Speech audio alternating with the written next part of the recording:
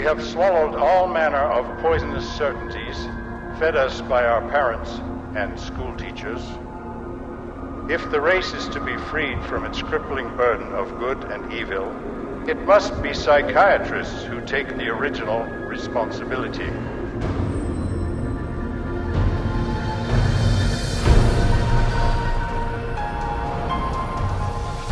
La déclaration de Brock-Chisholm caractérisait l'assaut psychiatrique dirigé vers notre système scolaire.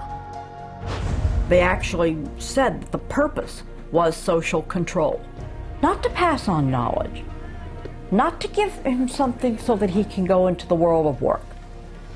En 1950, des psychiatres et psychologues du monde entier se sont réunis à la Maison-Blanche pour proposer une réorientation totale du système scolaire public.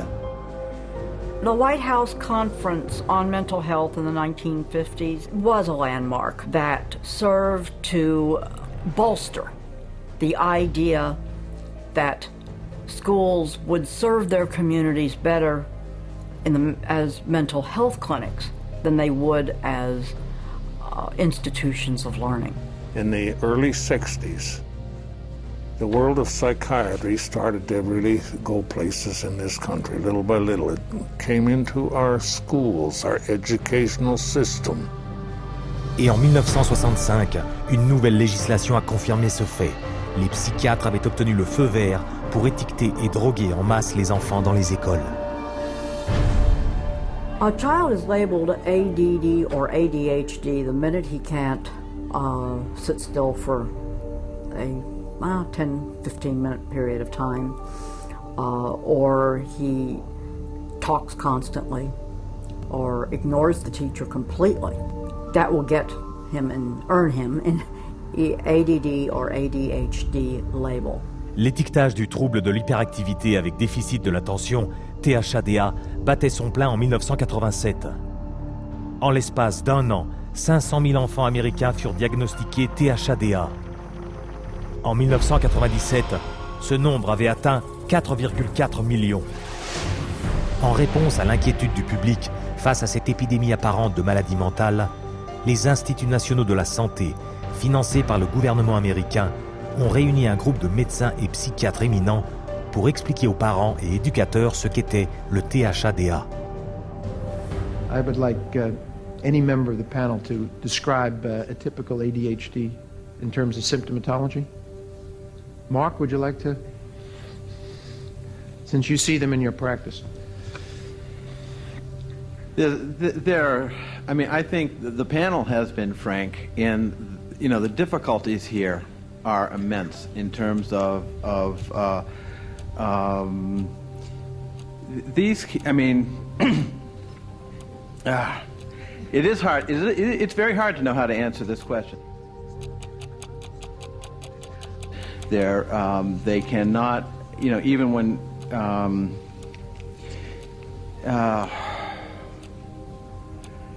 they are as if driven by a motive. There are some good clinical descriptions.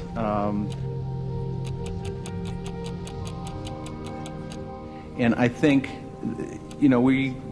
I think part of the problem is the profession keeps changing the diagnosis. At this time, we do not have a diagnostic test for ADHD. Therefore, the validity of the disorder continues to be a problem. Mais cet aveu choquant n'a pas arrêté les psychiatres des écoles. 2 ans plus tard, le nombre de cas de THADA diagnostiqués chez les étudiants américains se montait à 6 millions. Aujourd'hui, 20 millions d'enfants dans le monde sont étiquetés d'un trouble mental quelconque. Un diagnostic souvent établi en quelques minutes. We would sit behind a two-way mirror along with the parents.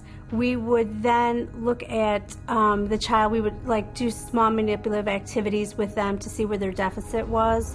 It was wrong what we were doing. We were looking at a 5-minute glimpse of this child's life and saying, okay, here you go. Here's a little pill, take it, you'll be fine. Ces petites pilules, comme la Ritaline, l'Adderall et le Concerta, sont classées par l'Agence américaine de lutte contre la drogue comme des substances aussi addictives que la cocaïne, l'opium et la méthamphétamine. When I was on the Ritalin, it made me just feel like totally different, like I wasn't even who I was. I was, flipping out, was twitching, going crazy. I felt like I was out of it all the time, like I wasn't there, I wasn't human. You're just a zombie, pretty much. Not, you do what you can just to get by and just don't do anything extra. My mother never teased me, but she thought I really had ADHD and I was wrong, and I had something wrong with me. So I thought she'd feel bad and feel sorry for me if I died, but then again, I thought that she would miss me a lot, and I also love her a little more than I wanted to kill myself. And so I stopped when I realized that. L'abondance de prescriptions de psychotropes rapporte aussi à certains enfants qui vendent leurs pilules aux camarades de classe.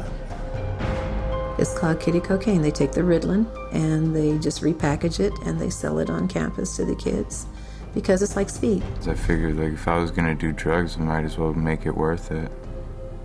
And I ended up doing street drugs, and then I ended up getting into it really bad. We're looking at marijuana and other things as being gateway drugs, and actually the so-called medications are a greater gateway drug. The Ritalin drugs are backfiring big time because if the child is already disruptive and he takes cocaine, he's going to be a lot more disruptive after he's taken it. It is not going to calm him down.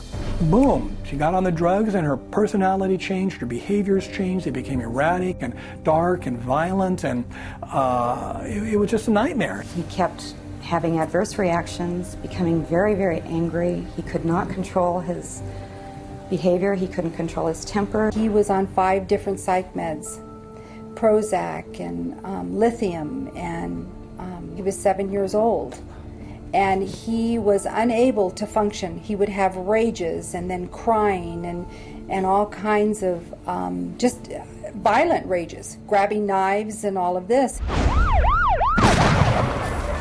The list includes 15-year-old Kip Kinkle withdrawing from Prozac when he shot 22 classmates, killing 2 after murdering his mother and stepfather at his home in Springfield, Oregon. 18-year-old Jason Hoffman on Effexor and Celexa when he opened fire at his California high school, wounding 5.